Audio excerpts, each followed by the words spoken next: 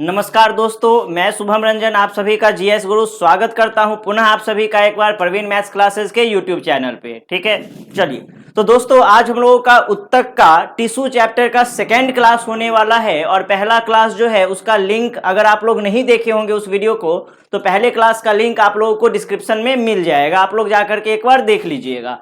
तो चलिए बिना किसी विलंब का आज हम लोग सेकेंड क्लास से स्टार्ट करते हैं। ठीक है, चलिए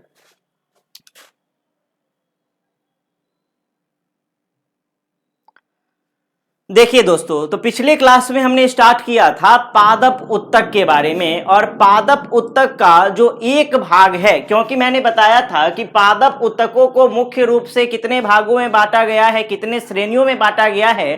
तो आप कहिएगा कि सर दो श्रेणियों में बांटा गया है, एक था हमारा विभाज्योत्तक उत्तक और दूसरा था हमारा अस्थायी उत्तक। ठीक है, मेरिस्मेटिक टिश्यू था और दूसरा था हमारा परमानेंट टिश्यू। तो दोस्तों हमने पिछले क्लास में विभाज्योत्तक उत्तक मेरिस्मेटिक टिश्यू के बारे में पढ़ लिया था, जिसमें हम लोग देखे शीर्षस्थ, अंतर्विष्ट और पार्श्व के बारे में। तो चलिए एक शॉर्ट रिवीजन हम आप लोगों को तुरंत करवा देते हैं। तो यहाँ विभाज्योत्तक उत्तक में जो हमने दोस्तों पढ़ा था शीर्षस्थ, अंतर्विष्ट और पार्श्व, ये कहाँ कहाँ पाया जाएगा।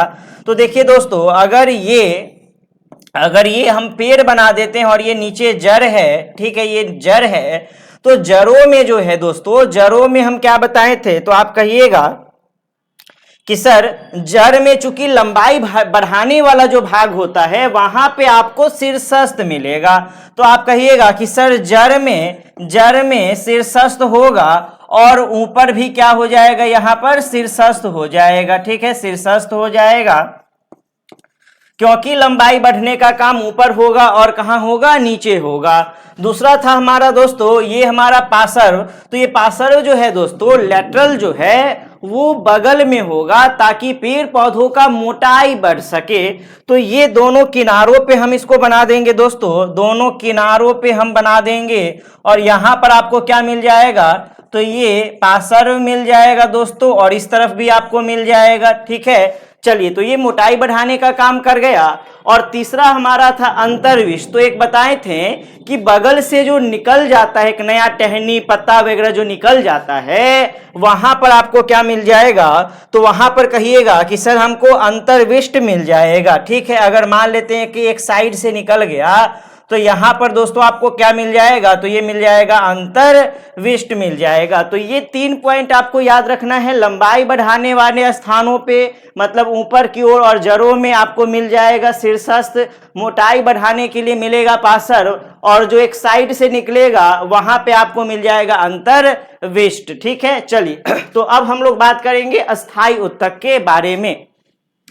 तो दोस्तों मैंने बताया था कि ये जो विभाज्योत्तक उत्तक होता है इसमें विभाजन की क्षमता होती है। अच्छे सुनिएगा, विभाज्योत्तक उत्तक में क्या होती है, विभाजन की क्षमता होती है। लेकिन मैंने ये भी बताया था कि एक समय के बाद क्या होता है, ये विभाजन की क्षमता जो है वो खो देती है, विभाजन की क्षमता इसकी समाप्त हो जाती है। तो फिर बोलिएगा कि सर फिर क्या होगा, फिर इसका क्या होगा जब ये विभाजन का क्षमता खो दिया तो फिर इसके साथ क्या होगा।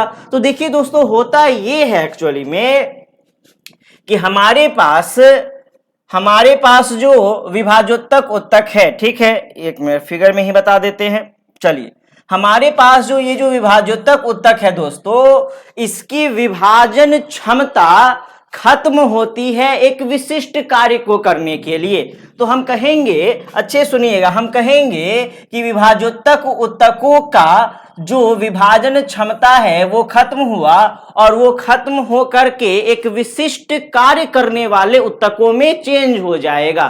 तो जब इसका विभाजन क्षमता समाप्त हो जाएगा और जब ये एक विशिष्ट कार्य का निष्पादन करना शुरू करेगा तब जाकर के आप इसको कहिएगा अस्थायी उत्तक। ठीक है ना, मतलब कि यही जो विभाज्योत्तक उत्तक है, विभाजन क्षमता समाप्त होने के बाद ये चेंज हो गया है किसमें, अस्थायी उत्तक में चेंज हो गया है, परमानेंट टिश्यू में ये चेंज हो गया है। ठीक है, और इस प्रक्रिया को आप क्या कहिएगा दोस्तों, इस प्रक्रिया को आप कहिएगा विभेदीकरण। ठीक है, विभेदीकरण कहेंगे इसको दोस्तों। ठीक है, मतलब जब विभाजोत्तक उत्तक अपनी विभाजन क्षमता को खो करके अस्थायी उत्तक में बदलेगा, इसी प्रक्रिया को आप कहिएगा विभेदीकरण कहिएगा। ठीक है, बहुत इंपॉर्टेंट पॉइंट है, आप सभी को नोट करते जाना है। चलिए, तो आज हम लोग स्टार्ट करेंगे कि ये अस्थायी उत्तक जो है कितने प्रकार के होते हैं और उन सभी का कार्य क्या क्या होता है। तो सबसे पहले आप देख लीजिए कि अस्थायी उत्तक को भी दो वर्गों में हम लोग बांटे हैं। एक तो हो गया सरल अस्थायी उत्तक, सिंपल परमानेंट टिश्यू हो गया, और दूसरा हो गया जटिल अस्थायी उत्तक, कॉम्प्लेक्स परमानेंट टिश्यू हो गया। ठीक है, फिर हम लोग यहां पर सरल के अंदर भी पैरेनकाइमा, कोलेनकाइमा और स्क्लेरेनकाइमा देख रहे हैं। तो चलिए हम लोग आगे इसी के बारे में जानते हैं अब। ठीक है, चलिए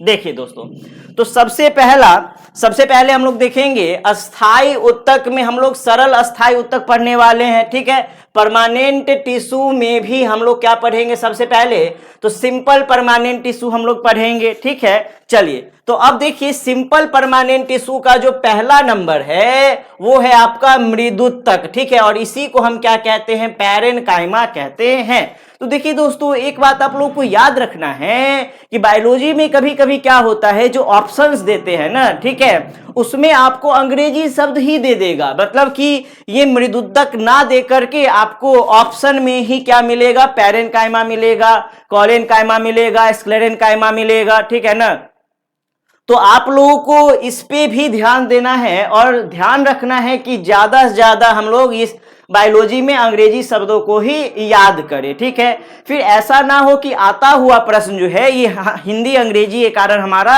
गलत हो जाए। ठीक है, चलिए तो मृदुत्तक को हम लोग क्या कहेंगे दोस्तों, मृदुत्तक को हम लोग कहेंगे पैरेनकाइमा। अब देखिए होता क्या है दोस्तों, सबसे इंपॉर्टेंट बात कि अगर आपसे प्रश्न पूछेगा कि सिंपल परमानेंट टिश्यू में जो है सबसे ज्यादा, ठीक है, सबसे पहली बात तो सिंपल परमानेंट टिश्यू हम कह क्यों रहे हैं, क्यों कह रहे हैं हम सिंपल परमानेंट, क्योंकि यह एक ही प्रकार की कोशिकाओं से बना होता है, इसीलिए हम उसको क्या कह रहे हैं, सिंपल परमानेंट टिश्यू कह रहे हैं, सरल अस्थायी उत्तक कह रहे हैं। क्यों कह रहे हैं, चलिए बताइए। तो आप कहिएगा सर एक ही प्रकार की कोशिकाओं से बना हुआ है। ठीक है, चलिए तो अब हम देखते हैं पैरेनकाइमा में कि हमारे पास मुख्य रूप से कितने हैं, तो आप कहिएगा कि सर 3 है। ठीक है, यहां देखिए पैरेनकाइमा, कोलेनकाइमा और स्क्लेरेनकाइमा। अब आपसे प्रश्न पूछ देगा कि इन तीनों में सबसे ज्यादा कौन पाया जाता है, तो सबसे ज्यादा दोस्तों ये पैरेनकाइमा ही पाया जाता है, और हम लोग यही तो स्टार्ट किए हैं अभी। तो हम कह सकते हैं दोस्तों कि पैरेनकाइमा अर्थात जो मृदुत्तक है वो सबसे अधिक, ठीक है ना, सबसे अधिक पाया जाने वाला सरल अस्थाई उत्तक है। ठीक है, चलिए तो पहला पॉइंट तो हमारा यहां पर बन गया, पहला पॉइंट कि सबसे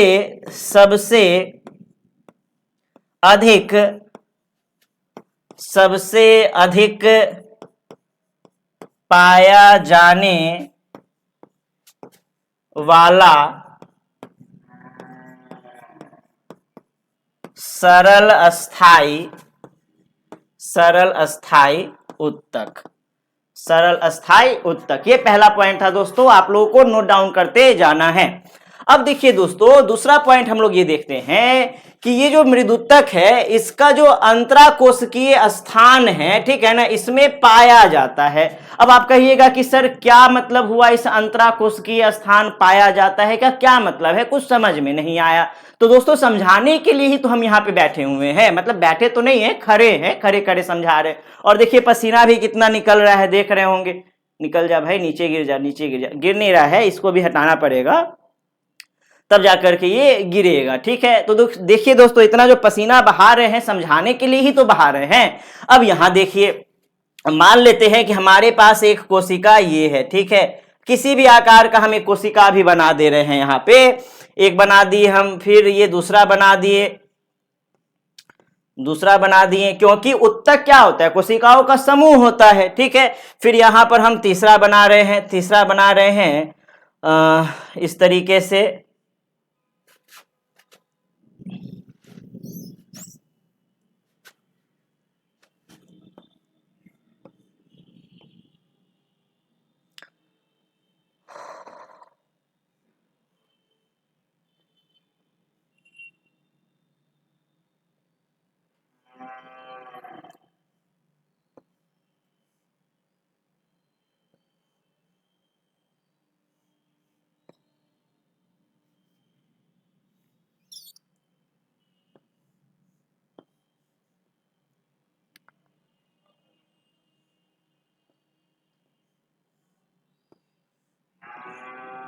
इस तरीके से अगर दोस्तों हम अगर बना रहे हैं तो आप चीज यहाँ पे एक चीज आप गौर कीजिएगा कि यहाँ जो बीच में आप देख रहे हैं यहाँ पर कुछ स्थान आपको देखने को मिलेगा। ठीक है, तो कोशिका के बीच का जो स्थान होता है उसी को हम क्या कहते हैं, अंतराकोशिकीय स्थान कहते हैं। तो कोशिका के बीच का ये जो खाली स्थान हम देख रहे हैं यही क्या है, यही हमारा अंतराकोशिकीय स्थान है। तो आप कहिएगा कि मृदुतक में पैरेन्काइमा में ये पाया जाता है, क्या पाया जाता है, तो आप कहिएगा कि सर अंतराकोशिकीय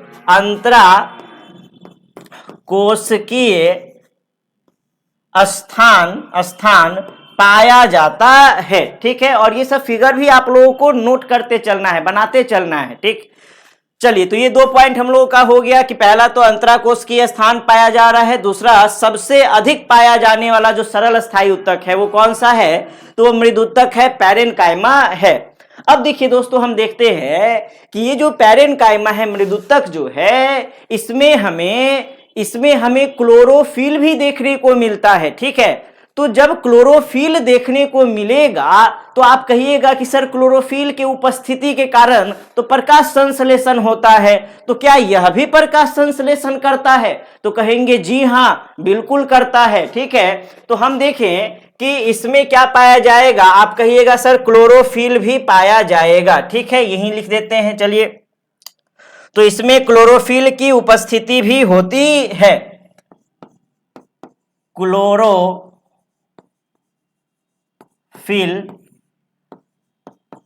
पाया जाता है।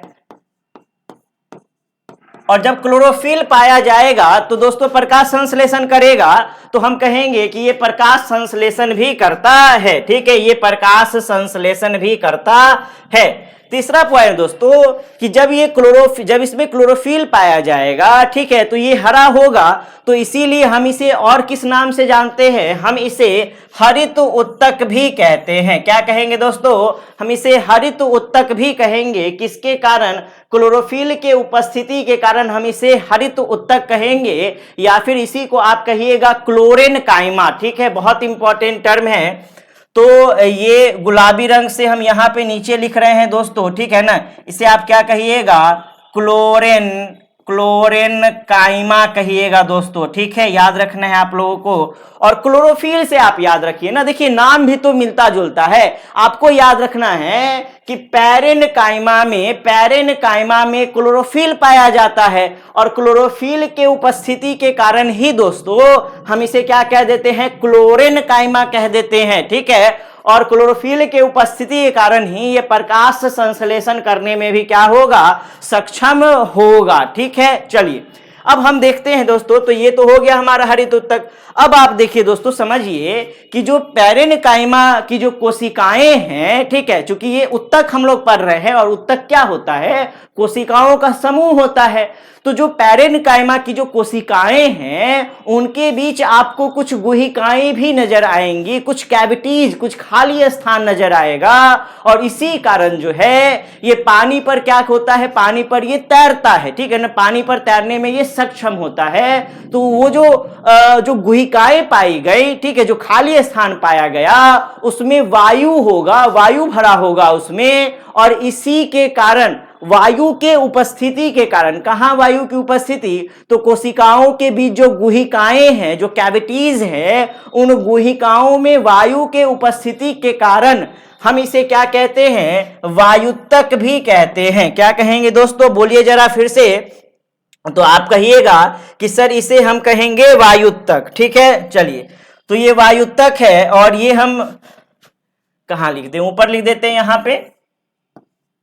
ठीक है, तो ये वायुत्तक को आप क्या कहिएगा, आप कहिएगा इसको एरेन्काइमा। ठीक है, एरेन्काइमा आप इसको कहिएगा। चलिए, एरेन्काइमा। तो देखिए दोस्तों, ये सारा पॉइंट आप लोगों को नोट डाउन करते जाना है। क्या क्या बताएं, किस किस नाम से हम इसे जानेंगे।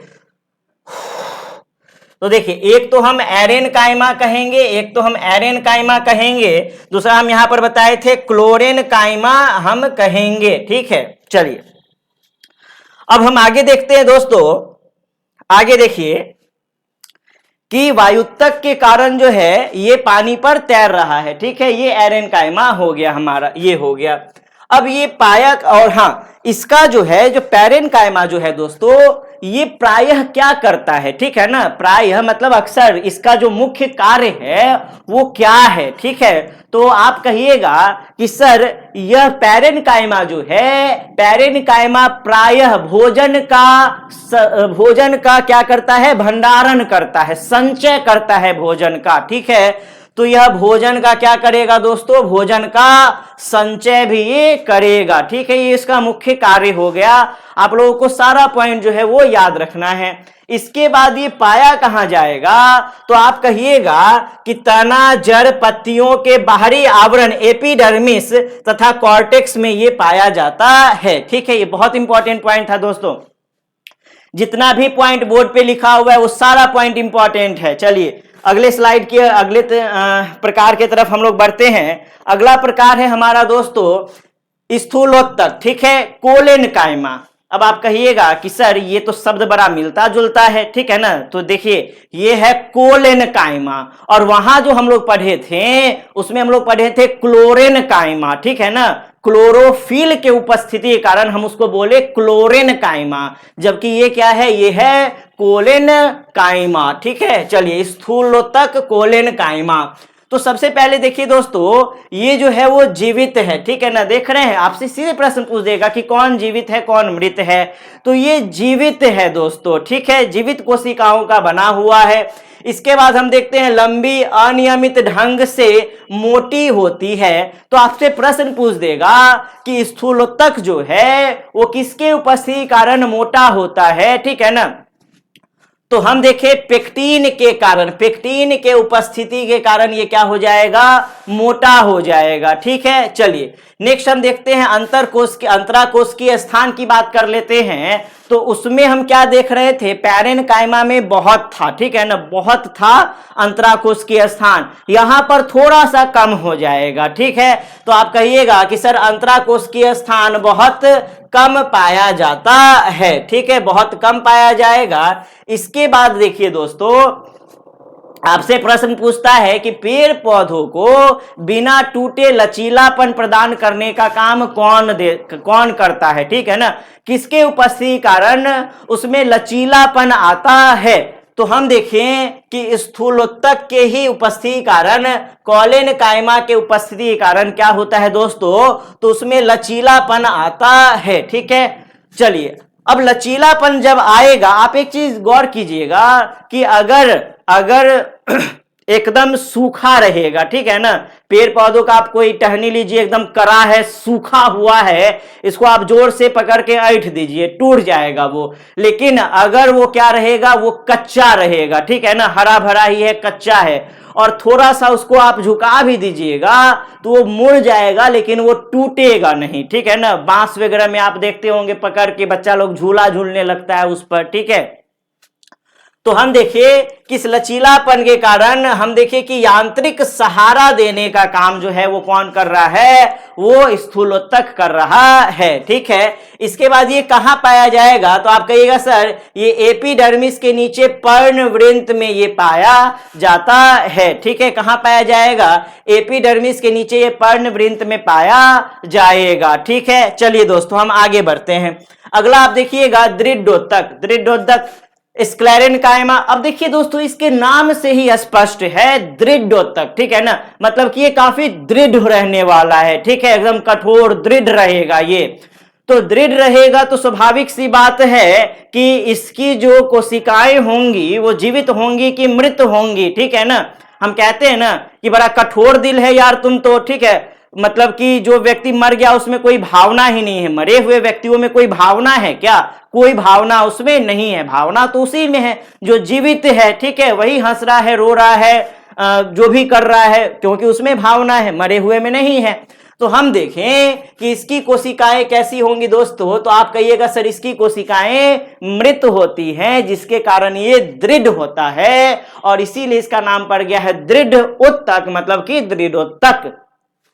स्क्लेरेन कायमा ये लंबी पतली मोटी होगी, और मोटी दोस्तों किसके कारण होगी? तो आपसे प्रश्न पूछेगा कि ये जो दृढ़ोत्तक है ये किसके कारण जो इसकी दीवारें हैं वो मोटी होती हैं? तो आप कहिएगा कि लिग्निन के उपस्थिति के कारण इसकी दीवारें क्या होती हैं? मोटी होती है। ठीक है, फिर हम बात करते हैं अंतराकोशिकीय स्थान की। तो इसमें अंतराकोशिकीय स्थान नहीं पाया जाता है, आपको धीरे धीरे कम की ओर बढ़ना है। ठीक है, पैरेन्काइमा में क्या बताए थे दोस्तों? पैरेन्काइमा में अंतराकोशिकीय स्थान सबसे अधिक था। इसके बाद हमारे कोलेनकाइमा में हम देखें कि स्थान फिर थोड़ा सा कम हुआ, और सबसे कम स्थान किसमें है? तो सबसे कम स्थान है स्क्लेरेनकाइमा में, मतलब कि इसमें स्थान नहीं है। सबसे ज्यादा फिर इसमें कम होगा, ठीक है, और इसमें नहीं होगा। तो इस तरीके से भी आप लोग ध्यान में रख सकते हैं। ये किसके लिए है? तो ये हम बनाए हैं अंतराकोशिकीय स्थान के लिए। ठीक है, इसको भी नोट डाउन कर लीजिएगा आप। अब देखिए, जब ये दृढ़ है, जब ये मृत कोशिकाओं का बना हुआ है, तो स्वाभाविक सी बात है कि ये कैसा होगा? तो आप कहिएगा सर कठोर होगा, मतलब इसमें कठोरता होगी, और कठोरता होगी तो साथ में क्या होगा? मजबूती भी होगी। ठीक है, चलिए, तो अब देखिए ये जो है पूछा हुआ प्रश्न है दोस्तों, PYQ का प्रश्न है ये, कि नारियल का रेशे युक्त जो छिलका है, ठीक है, उसमें कौन सा उत्तक है? तो आप कहिएगा दृढ़ोत्तक है। ठीक है, नारियल का रेशे युक्त जो छिलका है, देखते हैं ना कितना कठोर रहता है, ठीक है, मजबूत रहता है। तो ये किसके कारण दोस्तों? दृढ़ोत्तक के कारण, स्क्लेरेनकाइमा के कारण होता है। ठीक है, चलिए दोस्तों आगे बढ़ते हम लोग। तो ये था क्या? ये था हमारा सरल अस्थाई उत्तक का 3 प्रकार। ठीक है, चलिए यहां देखिए, यहां हम देखिए सरल अस्थाई उत्तक में पैरेन्काइमा, कोलेनकाइमा और स्क्लेरेनकाइमा। अब हम लोग आगे बढ़ेंगे दोस्तों, जटिल अस्थाई उत्तक की तरफ हम लोग बढ़ने वाले हैं। चलिए देखिए यहां पे,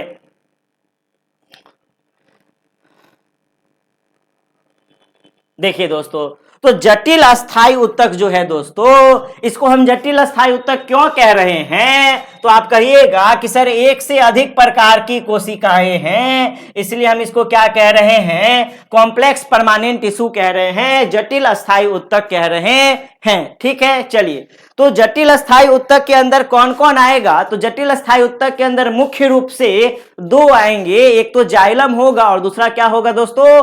फ्लोएम होगा। ठीक है, जाइलम और फ्लोएम होगा। अब हम देखते हैं कि जाइलम और फ्लोएम करता क्या है, इसकी संरचना, इसके कार्य, कहां होगा नहीं होगा, इन सभी चीजों के बारे में। तो सबसे पहले दोस्तों देखिए क्या है, सबसे पहले हमारा जाइलम। ठीक है, तो जाइलम क्या करता है दोस्तों? ये जो है जड़ में उपस्थित होगा, और वहां से ये क्या करेगा? जल खनिज लवण को लेगा। ठीक है ना, तो जो भी जल है, खनिज लवण है, उसको लेगा और उसका परिवहन करेगा। कहां? तो पेड़ पौधों के ऊपर वाले भागों में इसका परिवहन करेगा। तो जब ये कहां ले गया? जब ये जड़ से ऊपर की तरफ ले गया है, बस ऊपर की तरफ, अपवर्ड डायरेक्शन में, तो आप कहिएगा कि सर ये तो एक ही दिशा में काम कर रहा है। अब जब एक ही दिशा में काम कर रहा है, इसका क्या मतलब हुआ? कि यह एक दिशीय ही गति कर सकता है। ठीक है ना, यूनिडायरेक्शनल मूवमेंट इसमें होता है।